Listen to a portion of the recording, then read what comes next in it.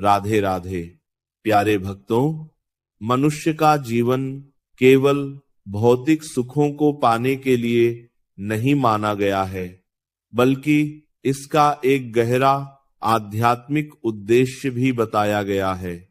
जब मनुष्य जन्म लेता है तो वह धीरे धीरे जीवन के अनेक अनुभवों से गुजरता है।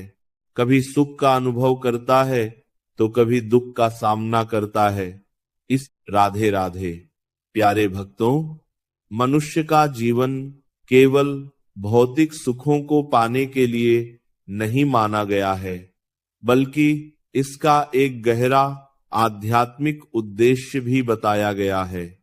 जब मनुष्य जन्म लेता है तो वह धीरे धीरे जीवन के अनेक अनुभवों से गुजरता है।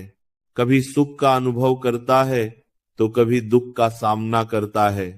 इस यात्रा के बीच उसके मन में एक प्रश्न अवश्य उठता है कि जीवन का वास्तविक उद्देश्य क्या है और उस परम शक्ति तक कैसे पहुंचा जाए जिसे हम ईश्वर, परमात्मा या प्रभु कहते हैं। संसार की हर परंपरा में यह बताया गया है कि परमात्मा को पाने का मार्ग बाहर की दुनिया में नहीं, बल्कि अपने भीतर की शुद्धता और प्रेम में छिपा होता है। जब मनुष्य अपने भीतर के विचारों को शुद्ध करता है, अपने कर्मों को अच्छा बनाता है और दूसरों के प्रति प्रेम व करुणा का भाव रखता है, तब वह धीरे धीरे उस दिव्य शक्ति के करीब पहुंचने लगता है जिसे प्रभु कहा जाता है। आध्यात्मिक मार्ग पर चलने वाले संतों और महापुरुषों ने हमेशा यह बताया, विश्वास के साथ प्रभु को याद करता है तो उसके मन में एक गहरी शांति का अनुभव होने लगता है। यह शांति ही वह संकेत है जो बताती है कि मनुष्य का मन धीरे धीरे आध्यात्मिक मार्ग की ओर बढ़ रहा है। हमारे धर्म ग्रंथों में कई बार यह बताया गया है कि ईश्वर को पाने का मार्ग बहुत सरल है, लेकिन मनुष्य की अपनी इच्छाएं और अहंकार उसे कठिन बना देते हैं। जब तक मनुष्य अपने भीतर के अहंकार को नहीं छोड़ता, तब तक वह सच्चे अर्थों में भक्ति को महसूस नहीं कर सकता।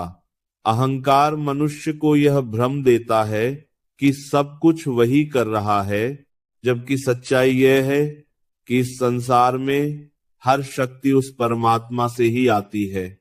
जब मनुष्य यह समझ लेता है कि वह केवल एक साधन है और सारी शक्ति प्रभु की है, तब उसके भीतर विनम्रता का जन्म होता है और यही विनम्रता उसे ईश्वर के करीब ले जाती है। भक्ति का मार्ग प्रेम का मार्ग माना जाता है। जब मनुष्य अपने हृदय में प्रभु के लिए प्रेम जगाता है तो वह हर जगह उसी दिव्य शक्ति को महसूस करने लगता है।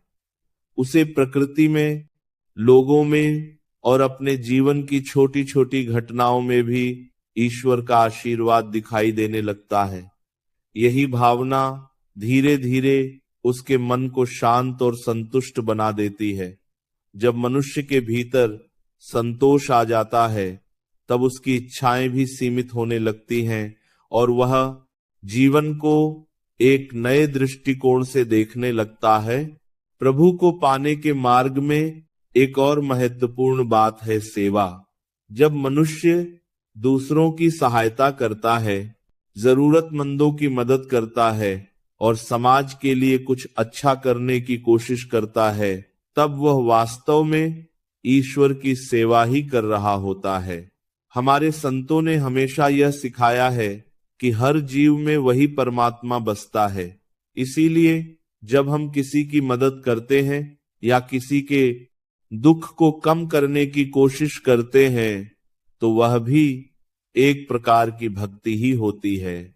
सेवा का भाव मनुष्य के हृदय को विशाल बनाता है और उसके भीतर करुणा का विकास करता है। आध्यात्मिक जीवन में सत्य का भी बहुत महत्व बताया गया है। सत्य केवल बोलने का गुण नहीं, बल्कि जीवन जीने